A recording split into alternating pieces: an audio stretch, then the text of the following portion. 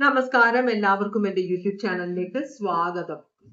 ഇന്ന് ഞാൻ നോക്കാൻ പോകുന്ന റീഡിംഗ്, നിങ്ങളുടെ മനസ്സിൽ ഒരു കരട് ഇങ്ങനെ കിടക്കുന്നുണ്ട്, ഒരു തോന്നല്, എന്തോ ഒരു പ്രശ്നമുണ്ട്. അത് നിങ്ങളുടെ ലവ് റിലേഷൻഷിപ്പിലാണ്. ഇത് ലവ് റിലേഷൻഷിപ്പ് റീഡിംഗ് ആണ്. അപ്പോൾ ഇതിനകത്ത് ഒരു കരട് കിടക്കുന്ന പോലെ എന്തോ ഒരു പ്രശ്നമുണ്ട് നിങ്ങൾ തമ്മിൽ. ചിലപ്പോൾ ഇപ്പൊ സംസാരം പെട്ടെന്ന് ദേഷ്യം വരുന്നു, ഇപ്പൊ നിങ്ങൾ പറയുന്ന പോലെ കേൾക്കുന്നില്ല, പ്രതികരിക്കുന്നില്ല എന്നൊക്കെ ഒരു സംശയം നിങ്ങൾക്കുണ്ട്. എന്താണ് പ്രശ്നം എന്ന് നമുക്ക് നോക്കാം. ആരാണ് ഇവിടെ പ്രശ്നം ഉണ്ടാക്കുന്നത്? നിങ്ങളുടെ ലവ് റീഡിങ്ങിൽ നിങ്ങൾ തമ്മിലുള്ള കാര്യമാണ് നോക്കുന്നത്, പുറത്തൊന്നും ആരുമില്ല കേട്ടോ. ജനറൽ റീഡിംഗ് ആണ്, എല്ലാവർക്കും റെസനേറ്റ് ചെയ്യില്ല. ഈ റീഡിംഗ് കണ്ടിട്ട് നിങ്ങൾ ഒരു ഡിസിഷനും എടുക്കരുതെന്ന് കൂടി പറയുന്നുണ്ട് കേട്ടോ. ഭഗവാനെ, ഓം നമ ശിവായ, ഓം നമ ശിവായ, ഓം നമ ശിവായ, ഓം നമ ശിവായ, ഓം നമ ശിവായ. ഇവിടെ ഒരു ഒബ്സഷൻ, അഡിക്ഷന്റെ ഒരു കാർഡ് വന്നിട്ടുണ്ട്. നമുക്ക് വേറെ ഏതെങ്കിലും കാർഡ് വരുന്നുണ്ടോ എന്ന് നോക്കാം. ചിലപ്പം നിങ്ങൾ രണ്ടുപേരുടെ കാര്യത്തിലും വളരെ ഒബ്സസ്ഡ് ആയിരിക്കണം. ചിലപ്പോൾ ഒരാൾ മറ്റേയാളുടെ കാര്യത്തിൽ വളരെ ഒബ്സസ്ഡ് ആയിരിക്കും. നിങ്ങൾക്ക് ആ വ്യക്തി ഇല്ലാതെ ജീവിക്കാൻ പറ്റില്ല. അപ്പൊ ആ നിങ്ങൾക്ക് ആ വ്യക്തിയെ സംശയമുണ്ടോ? അതോ നിങ്ങൾക്ക് ആ വ്യക്തിയുടെ കാര്യത്തില് ഒരു തീരുമാനമില്ല, ഇത് എന്നെ വിവാഹം കഴിക്കില്ല, അല്ലെങ്കിൽ എന്നെ വിവാഹം കഴിച്ചാലും പ്രശ്നമുണ്ടാവോ, ഇനി വേറെ ഏതെങ്കിലും സ്ത്രീകളുണ്ടോ, പുരുഷന്മാരുണ്ടോ എന്നൊക്കെ കുറെ ഡൗട്ട്സ് ഉണ്ട് നിങ്ങൾക്ക്. അപ്പൊ ഒബ്സസീവ് ആയിട്ട് നിങ്ങൾ റിലേഷൻഷിപ്പിനെ കുറിച്ച് ചിന്തിക്കുകയും ഈ റിലേഷൻഷിപ്പ് പോകാതിരിക്കാനായിട്ടുള്ള എല്ലാ പണികളും നിങ്ങൾ നോക്കുന്നുണ്ട്. അതാണ് ഒബ്സഷന്റെ കാർഡ്, അഡിക്ഷന്റെ കാർഡ് പറഞ്ഞിരിക്കുന്നത്. വേറൊരു കാർഡ് വന്നിരിക്കുന്നത്, എന്തൊക്കെ പ്രശ്നം ഉണ്ടെങ്കിലും നിങ്ങൾ സ്വന്തം കാര്യം നോക്കാൻ മറക്കരുതെന്നാണ് പറയുന്നത്. ഇപ്പൊ നമ്മൾ പറയുമ്പോ എന്നെ അടിമ പോലെ വെച്ചോണ്ടിരിക്കുകയാണെന്ന് പറയും. ഈ അടിമ പോലെ വെച്ചോണ്ടിരിക്കുക എന്ന് പറയുക മറ്റേ ആള് നിങ്ങളെ റെസ്പെക്ട് ചെയ്യുന്നില്ലെന്നാണ് അർത്ഥം. അപ്പൊ അവര് റെസ്പെക്ട് ചെയ്യുന്നത് എങ്ങനെയുള്ള ആളുകളെയാണ്? അവര് പറയുന്നത് മുഴുവൻ കേൾക്കാതെ നിങ്ങൾക്കും കൂടെ സ്വീകാര്യമായ കാര്യങ്ങൾ മാത്രം കേൾക്കുന്ന ഒരാൾക്കേ അവർ റെസ്പെക്ട് കൊടുക്കുകയുള്ളൂ. അതല്ലെങ്കിൽ നിങ്ങൾക്ക് ഇഷ്ടമില്ലാത്ത ഒരു കാര്യം പറയുമ്പോൾ എനിക്കത് ഇഷ്ടമല്ല, ഞാൻ ചെയ്യില്ല എന്ന് പറയാനുള്ള ധൈര്യം ഇല്ലാതെ വരുമ്പോഴാണ് നിങ്ങളൊരു അടിമയാവുന്നത്. പക്ഷെ നിങ്ങൾ എങ്ങനെ പ്രതികരിക്കുമെന്ന് അറിയാൻ വേണ്ടിയിട്ടായിരിക്കും അവർ ആ ട്രൈ നോക്കുന്നത്. നിങ്ങൾ ഓക്കെ, കുഴപ്പമില്ല, ഞങ്ങൾ അഡ്ജസ്റ്റ് ചെയ്തോളാം എന്ന് പറയുമ്പോൾ അവർ അത് മുതലെടുക്കുകയാണ് ചെയ്യുന്നത്. അപ്പൊ മെജോറിറ്റി സമയത്തും ഇങ്ങനെ ഒരു കാര്യമാണ് ഉണ്ടാവുക. അപ്പൊ നിങ്ങൾ പറ്റില്ല എന്ന് പറയേണ്ട കാര്യങ്ങൾ നിങ്ങൾ പറ്റില്ല എന്ന് പറയുക. നിങ്ങൾ ചിലപ്പോ എന്താ പറയാ, ഒരു സ്ഥലത്ത് പോകാനായിട്ട് ഫിക്സ് ചെയ്തിട്ടുണ്ടാവാം. അതുവരെ ഈ വ്യക്തി ഒന്നും പറയുന്നില്ല, മനഃപൂർവ്വം പറയുന്ന നീ ആ സമയത്ത് പോകണ്ട, എനിക്കിവിടെ ആവശ്യമുണ്ട്. പക്ഷെ നിങ്ങൾ നിങ്ങളുടെ ഫാമിലിയെ മീറ്റ് ചെയ്യാന്നോ ഫ്രണ്ട്സിനെ മീറ്റ് ചെയ്യാന്നോ എന്തെങ്കിലും പറഞ്ഞിട്ട്, കാരണം നിങ്ങൾക്ക് നിങ്ങളുടേതായ ഒരു ജീവിതമുണ്ട്. അപ്പൊ നിങ്ങളൊരു കമ്മിറ്റ്മെന്റ് അവിടെ വാക്ക് കൊടുത്തു കഴിഞ്ഞു. അപ്പൊ ഈ വ്യക്തി പറയണ നിങ്ങൾ അവിടെ പോകരുത് പറയാൻ, നിങ്ങൾക്ക് നിങ്ങളെ വാക്ക് പാലിക്കാൻ പറ്റാത്ത ഒരു അവസ്ഥയിലാണ് അല്ലെ. അപ്പൊ നിങ്ങൾ വരയ്ക്കും റിലേഷൻഷിപ്പ് ആണ് ഇമ്പോർട്ടന്റ്, അതുകൊണ്ട് ആ വാക്ക് പാലിക്കണ്ട, ഫ്രണ്ട് ആയാലും ഫാമിലി ആയാലും അവർ അഡ്ജസ്റ്റ് ചെയ്തോളും എന്ന് നിങ്ങൾ സ്വന്തം ചിന്തിച്ച് ഈ വ്യക്തി പറയുന്ന പോലെ ചെയ്യുമ്പോൾ ഈ വ്യക്തിയുടെ മുമ്പിൽ നിങ്ങളുടെ വില ഇടിയുകയാണ് ചെയ്യുന്നത്. മനസ്സിലാവുണ്ടോ? അപ്പോ അതോടുകൂടെ നിങ്ങളുടെ അടിമത്തം തുടങ്ങുകയാണ് ചെയ്യുന്നത്. അതാണ് ആ രണ്ട് കാർഡ്സ് കണ്ടത്. അപ്പൊ നിങ്ങൾക്ക് ചെയ്യാനുള്ള കാര്യങ്ങൾ ഏതവസ്ഥയിലാണെങ്കിലും നിങ്ങൾ തീരുമാനിച്ച് നിങ്ങൾ വെച്ചിരിക്കുന്ന കാര്യമാണെങ്കിൽ അത് ചെയ്യുക എന്നാണ് പറയുന്നത്. അത് പക്ഷെ റിലേഷൻഷിപ്പിന് പ്രശ്നമാകുന്ന കാര്യങ്ങളാകരുത്. ഇപ്പൊ നിങ്ങളൊരു തേർഡ് പാർട്ടിയെ കാണാൻ പോവാന്ന് വിചാരിച്ചിരിക്കുമ്പോഴാണ് നിങ്ങളുടെ ഹസ്ബൻഡോ വൈഫോ ഇങ്ങനെ, ഗേൾഫ്രണ്ടോ ബോയ്ഫ്രണ്ടോ ഇങ്ങനെ പറയുന്നെങ്കിൽ മുൻതൂക്കം നിങ്ങൾ ആരെയാണോ സ്നേഹിക്കുന്നത്, നിങ്ങളുടെ ജീവിതത്തിൽ ഇപ്പൊ ആരാണോ ഉള്ളത് അവർക്കാണ് മുൻതൂക്കം കേട്ടോ. അത് സാഹചര്യം അനുസരിച്ച് നിങ്ങൾ തീരുമാനമെടുക്കാൻ പഠിക്കണം. ഓൾറൈറ്റ്. അപ്പോ നമുക്കൊരു 6 കാർഡ് ഇവിടെ വേണം. നമുക്ക് 6 കാർഡ് എടുക്കാം. ഭഗവാനെ, ഓം നമ ശിവായ. കാർഡ് മറിയരുത്, നമുക്ക് പിന്നീട് തുറന്ന് നോക്കാം. അപ്പൊ ഞാനൊരു 6 കാർഡ് എടുക്കാം. അതിനു മുമ്പ് ഞാൻ ഷഫിൾ ചെയ്യാണിത്. അപ്പൊ നിങ്ങളുടെ ലവ് റിലേഷൻഷിപ്പിൽ എന്തോ ഒരു കരട് കിടക്കുന്നുണ്ട്, നിങ്ങൾക്കറിയാം അതെന്താണ്, ആരാണ് ചെയ്യുന്നത്, എന്ത് ചെയ്യണം എന്ത് ചെയ്യണ്ട എന്നാണ് നമ്മൾ നോക്കുന്നത്. ഭഗവാനെ, ഓം നമ ശിവായ. എനർജി കുറച്ച് സ്റ്റിഫാണ് ഭഗവാനെ. അപ്പൊ നമുക്ക് ഒരു 6 കാർഡ് എടുക്കാം. ഒന്നാമത്തെ കാർഡ്, രണ്ടാമത്തെ കാർഡ്, മൂന്നാമത്തെ കാർഡ്, നാലാമത്തെ കാർഡ്, അഞ്ചാമത്തെയും 6ാമത്തെയും കാർഡ്. ഓവറോൾ എനർജി ഇവിടെ 2 ഓഫ് കപ്സ് റിവേഴ്സ് ആണ്. ലവ് മാരേജ് ആണ്, ലവ് റിലേഷൻഷിപ്പ് ആണ്. ഇവിടെ നിങ്ങൾ തമ്മിൽ ഇപ്പൊ ഒരു സ്വരച്ചേർച്ച ഇല്ലാതെ ഉണ്ട്. സ്നേഹം പോയിട്ടില്ല, എന്നാലും രണ്ടുപേർക്കും ഒരു അകൽച്ച വന്നിട്ടുണ്ടെന്ന് കാണിക്കുന്നുണ്ട്. അപ്പോ ഇവിടെ നിങ്ങൾക്ക് എന്താണ് തോന്നുന്നത്? അതാണ് ഒന്നാമത്തെ കാർഡ് പറയുന്നത്. എന്താണ് നിങ്ങൾക്ക് റിലേഷൻഷിപ്പിൽ ഒരു കരട് പോലെ എന്താണ് തോന്നുന്നത്? ഇവിടെ ക്വീൻ ഓഫ് കപ്സ്, നിങ്ങൾ സ്നേഹിക്കുന്ന അത്രയും നിങ്ങളുടെ വ്യക്തി നിങ്ങളെ തിരിച്ച് സ്നേഹിക്കുന്നില്ല എന്ന് നിങ്ങൾക്കൊരു സംശയമുണ്ട്. ക്വീൻ ഓഫ് കപ്സ് ആണ് ക്യാൻസർ, പൈസസ്, സ്കോർപിയോ. പൊതുവെ ക്യാൻസർ, പൈസസ്, സ്കോർപിയോ ആളുകള് ഇമോഷണൽ ആണ്. വാട്ടർ സൈൻ ആണ്. വാട്ടർ സൈൻ ഇമോഷണൽ ആണ് എപ്പോഴും.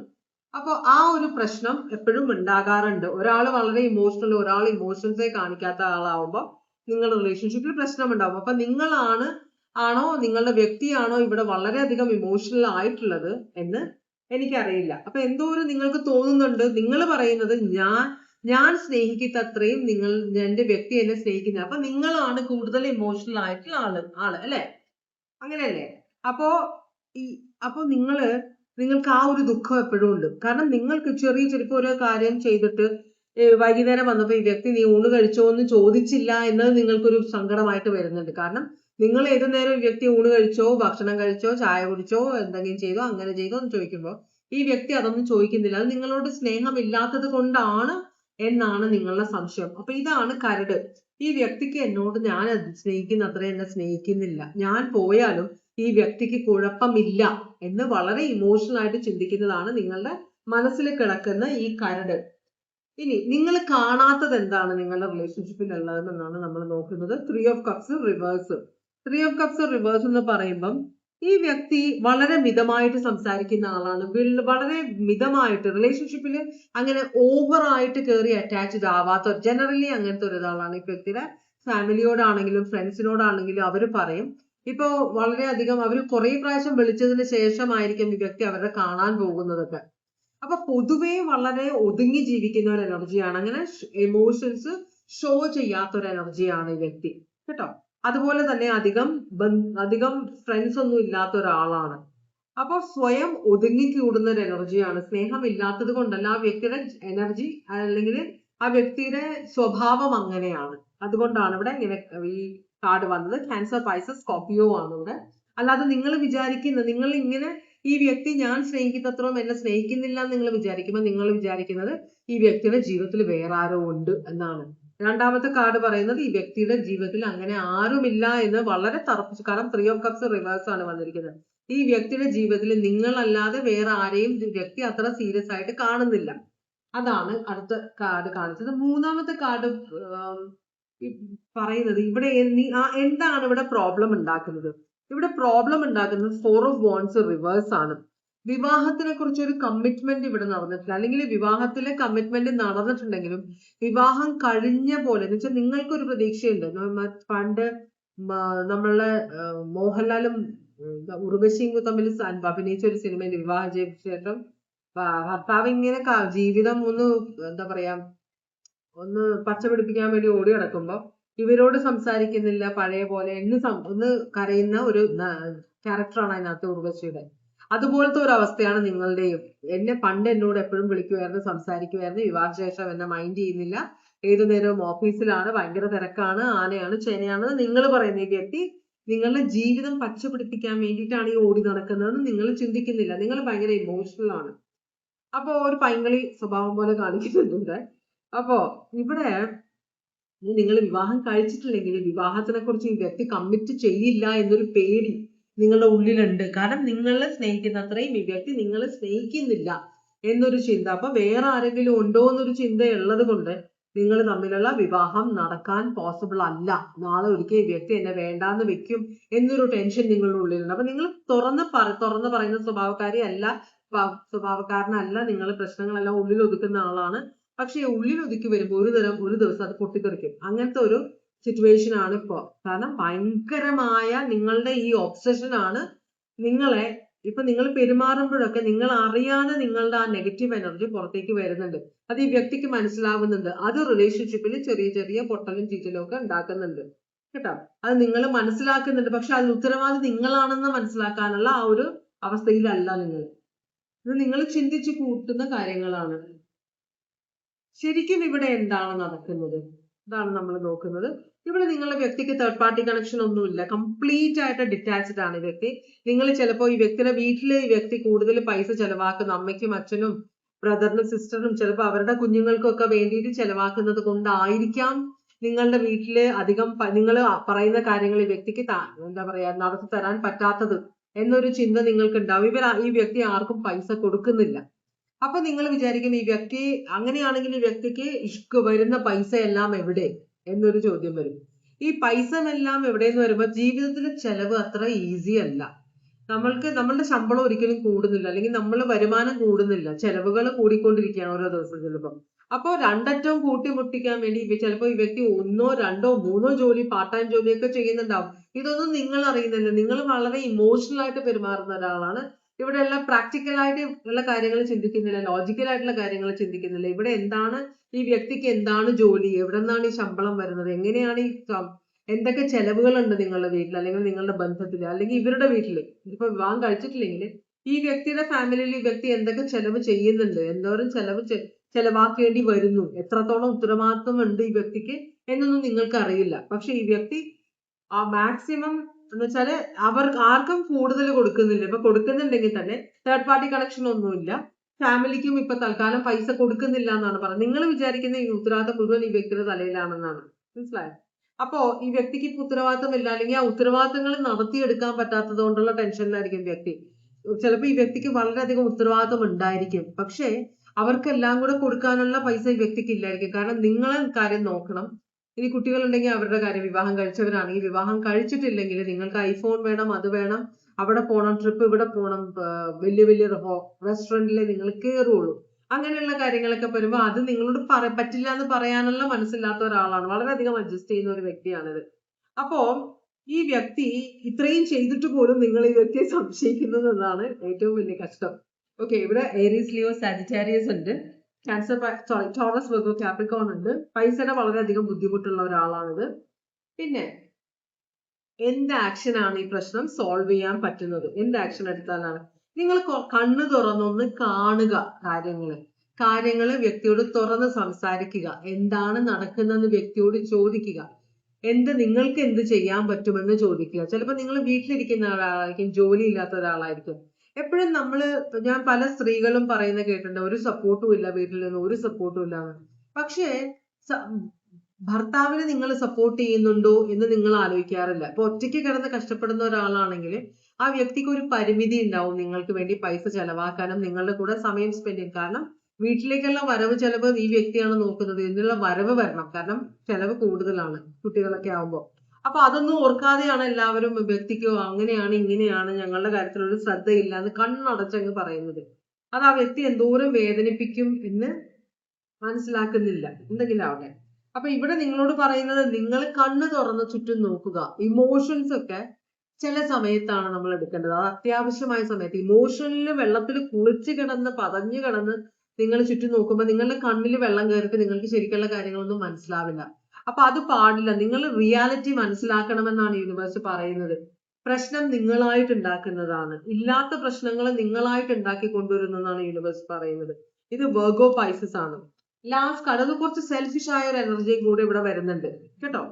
അപ്പോ നിങ്ങൾ ഇത് കണ്ടില്ല എന്ന് നടിച്ചാല്, ഈ വ്യക്തിയുടെ പ്രശ്നങ്ങളൊന്നും കണ്ടില്ല, നിങ്ങൾ ഈ ഇതിങ്ങനെ പ്രശ്നങ്ങള് നിങ്ങള് കൂട്ടി കൊണ്ടുവന്നാല്, ഇവിടെയുള്ള ശരിക്കുമുള്ള കാര്യങ്ങൾ കാണാതെ നിങ്ങൾ പ്രശ്നങ്ങൾ കൂട്ടി കൊണ്ടുവന്നാൽ എന്ത് വരുന്നു എഴുതുമ്പോഴത്തേക്കും നിങ്ങളോട് ഇതുവരെ ഈ വ്യക്തി നിങ്ങളുമായിട്ട് പ്രശ്നങ്ങൾ ഉണ്ടായിട്ടില്ല. നിങ്ങൾ പ്രശ്നങ്ങൾ ഉണ്ടാക്കുമ്പോൾ ഈ വ്യക്തി ഒഴിഞ്ഞു മാറുന്നുണ്ട്. കാരണം കുറച്ച് മെച്ചുവേർഡ് ആയ ഒരു വ്യക്തി ആയതുകൊണ്ടായിരിക്കാം. പിന്നെ പ്രശ്നങ്ങൾ എന്തിനാണ്?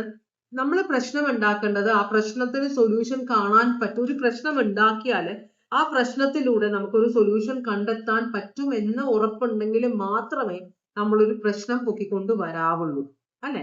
അതല്ലാതെ പ്രശ്നമുണ്ടെന്ന് പറഞ്ഞുകൊണ്ടിരുന്നിട്ട് ഒരു കാര്യമില്ല. അപ്പൊ ഇതുകൊണ്ട് തന്നെയാണ് നിങ്ങളുടെ ഈ പ്രവൃത്തിയെല്ലാം വ്യക്തി കണ്ടിട്ടും വ്യക്തി അത് പ്രതികരിക്കാത്തതും അത് ശ്രദ്ധിക്കാത്തതും. കാരണം ഇതിനൊരു സൊല്യൂഷൻ ഇല്ല. ഇതിന് സൊല്യൂഷൻ കാണണമെങ്കിൽ നിങ്ങൾ തന്നെ കാണണം, നിങ്ങൾ സ്വയം തിരിച്ചറിയണം, നിങ്ങൾ ഇവിടുത്തെ പ്രശ്നങ്ങൾ കാണണം, ഈ വ്യക്തിയുടെ പ്രശ്നങ്ങൾ കാണുക, എന്നിട്ട് ഈ വ്യക്തി എന്താണ് ചെയ്യുന്നത് കണ്ട് മനസ്സിലാക്കുക, എന്നിട്ട് നിങ്ങൾ തന്നെ ഇരുത്തി ചിന്തിച്ച് നിങ്ങൾ കണ്ടെത്തേണ്ട പ്രശ്നങ്ങളാണ് ഇവിടെ. അല്ലാതെ ഈ വ്യക്തിയായിട്ട് പ്രശ്നങ്ങൾക്ക് സൊല്യൂഷൻ ഉണ്ടാക്കുമെന്ന് പറഞ്ഞാൽ നടക്കുന്ന കാര്യമല്ല. ഈ വ്യക്തി കഴിവിൽ പരമാവധി ചെയ്യുന്നുണ്ട്. ഇനി ഈ വ്യക്തിക്ക് ഒന്നും ചെയ്യാനില്ല. ഈ വ്യക്തി ഇങ്ങനെ നിങ്ങൾ പെരുമാറിക്കഴിഞ്ഞാൽ ഈ വ്യക്തിക്ക് നിങ്ങളോടുള്ള ദേഷ്യം വരാൻ തുടങ്ങും. നിങ്ങളോട് ഒരു അണ്ടർസ്റ്റാൻഡിങ് ഇല്ലാത്ത നമ്മള് എല്ലാ കാര്യങ്ങളും ചെയ്ത് നമ്മള് കടയിൽ പോയി സാധനങ്ങൾ മേടിച്ചുകൊണ്ട് വന്ന് ചില സാധനങ്ങൾ കിട്ടിയിട്ടില്ല, പിന്നെയും പോയി മേടിച്ചുകൊണ്ട് വന്ന് അത് കഴിഞ്ഞ് നമ്മൾ ഗ്യാസ് കത്തിച്ച് ഗ്യാസ് തീർന്നു പോയി. ഇന്നത്തെ കാലത്ത് ഗ്യാസ് കിട്ടാൻ ബുദ്ധിമുട്ടാണ്, അത് വേറെ കാര്യം. ഒക്കെ ഓർഡർ ചെയ്ത് നമ്മൾ എങ്ങനെയെങ്കിലും അല്ലെങ്കിൽ ഫ്രണ്ട്സിന്റെ വീട്ടിൽ പോയി സാധനങ്ങളൊക്കെ ചെയ്ത് ഇത്രയും കഷ്ടപ്പെട്ട് നമ്മളൊരു കറി ഉണ്ടാക്കിയിട്ട് നമ്മള് സ്നേഹിക്കുന്ന ഒരാളുടെ മുമ്പിൽ വെച്ചു കൊടുക്കുകയാണെന്ന് ഓർത്തുവെക്കുക. ഇത്രയും കഷ്ടപ്പെട്ടു നമ്മൾ വെച്ച് കൊടുക്കുമ്പോൾ ഈ വ്യക്തി അത് കഴിച്ചിട്ട് ഒന്നും മിണ്ടുന്നില്ല, കഴിച്ച് അങ്ങ് എഴുന്നേറ്റ് പോവോ. നമുക്ക് വരുന്ന ദേഷ്യം, ഇത് കൊള്ളാലോ, എന്ത് കറിയാണ്, ഇത് എങ്ങനെ ഉണ്ടാക്കി നല്ലതെന്നൊക്കെ ചോദിച്ചാൽ നമുക്കൊരു സന്തോഷം. ഈ വ്യക്തി അതൊന്നും ശ്രദ്ധിക്കുന്നില്ല, കഴിച്ച് വയറ് നിറച്ച് എഴുന്നേറ്റ് ഒരു പോക്ക്. നിങ്ങൾക്ക് എന്തോരം ദേഷ്യം വരും. അത് തന്നെയാണ് ഇവിടുത്തെ എനർജി. ഈ വ്യക്തിക്ക് നല്ല ദേഷ്യം വരുന്നത്. കാരണം ഈ വ്യക്തി ചെയ്യുന്ന കാര്യങ്ങൾ, നല്ല കാര്യങ്ങളൊന്നും നിങ്ങൾ കാണുന്നില്ല, ചെയ്യാത്ത കാര്യങ്ങൾ മാത്രമേ നിങ്ങൾ കാണുന്നുള്ളൂ. ഈ വ്യക്തിയെ അപ്രീഷിയേറ്റ് ചെയ്യുന്നില്ല. അന്നന്ന് ഓരോ മാസത്തെ വേണ്ട സാധനങ്ങൾ അവിടെ എത്തിക്കുന്നുണ്ട് വീട്ടില്. അല്ലെങ്കിൽ നിങ്ങൾക്ക് വേണ്ട ബർത്ത്ഡേ ഒന്നും മറക്കുന്നില്ല, എല്ലാ കാര്യങ്ങളും നിങ്ങൾക്ക് ഗിഫ്റ്റ് തരുന്നുണ്ട്. ചില സമയങ്ങളിൽ ഈ വ്യക്തിക്ക് നിങ്ങൾ പറയുന്ന കാര്യങ്ങൾ ചെയ്യാൻ പറ്റുന്നില്ല. ചിലപ്പോൾ ആണ്ടിൽ ഒരിക്കലായിരിക്കും അങ്ങനെയുള്ള കാര്യങ്ങൾ പറ്റുന്നത്. അത് നിങ്ങൾ പൊക്കിപ്പിടിച്ചു നടന്നു അതുവരെ ഈ വ്യക്തി ചെയ്തതിന് ഒരു നന്ദിയും കാണിക്കാതിരിക്കുന്നത് വ്യക്തിക്ക് നിങ്ങളോട് ദേഷ്യം വന്നില്ലെങ്കിലേ ഉള്ളൂ. അപ്പൊ ഈ വ്യക്തി ഒരു പ്രാവശ്യം ഈ വ്യക്തിക്ക് ദേഷ്യം വന്നു കഴിഞ്ഞാൽ പിന്നെ ആ വ്യക്തിയുടെ മനസ്സിൽ നിന്ന് നിങ്ങളോടുള്ള വെറുപ്പ് മാറില്ല. അതാണ് ഇവർ പറഞ്ഞ പാസ്റ്റ് റിസെന്റ്മെന്റ്. അപ്പൊ ഇത് ഉള്ളിൽ കിടക്കും ഈ വ്യക്തിയുടെ. പിന്നെ ഈ റിലേഷൻഷിപ്പ് എവിടെ പോയിന്ന് നിങ്ങൾക്ക് ഒരു ബോധം ഉണ്ടാവില്ല, അതങ്ങ് പോകും കേട്ടോ. പിന്നെ ഒരിക്കലും തിരിച്ചു വരാത്ത ഒരു തരം റിലേഷൻഷിപ്പ് ആയിട്ട് മാറുന്നത്. അപ്പൊ നിങ്ങൾക്കിപ്പോ കാര്യങ്ങൾ പിടുത്തം കിട്ടിയതുകൊണ്ട് എന്തെങ്കിലുമൊക്കെ വ്യത്യാസം വരുത്താൻ നോക്കുക കേട്ടോ. അക്വേറിയസ്, ലിബ്ര, ജെമിനി, ഇതാണ് നിങ്ങൾക്ക് ഈ കരടായിട്ട് കാണുന്ന, നിങ്ങളുടെ ലവ് റിലേഷൻഷിപ്പിൽ നിങ്ങൾ ഈ കരടായിട്ട് കാണുന്ന കാര്യം നിങ്ങൾ ഉണ്ടാക്കിയെടുക്കുന്നതാണെന്നാണ് പറയുന്നത്. അപ്പൊ ഇതാണ് ഇന്നത്തെ റീഡിംഗ്. ഇതുവരെ എന്റെ റീഡിംഗ് കണ്ടുകൊണ്ടിരുന്ന എല്ലാവർക്കും വളരെയധികം നന്ദി. എല്ലാവർക്കും ഭഗവാൻ സന്തോഷവും സമാധാനവും സംതൃപ്തിയും സമൃദ്ധിയും ആയുരാരോഗ്യ സൗഖ്യവും അനുഗ്രഹിച്ചു തരാൻ ഇടയാകട്ടെ എന്ന് ആശംസിക്കുന്നു. എത്രയും പെട്ടെന്ന് നിങ്ങളുടെ റിലേഷൻഷിപ്പിലെ പ്രശ്നങ്ങൾ സോൾവ് ആകട്ടെ എന്ന് ആശംസിക്കുന്നു. വീണ്ടും ഒരു റീഡിംഗുമായിട്ട് വരാം. എല്ലാവരും സേഫ് ആയിട്ടിരിക്കുക. Take care. Bye bye.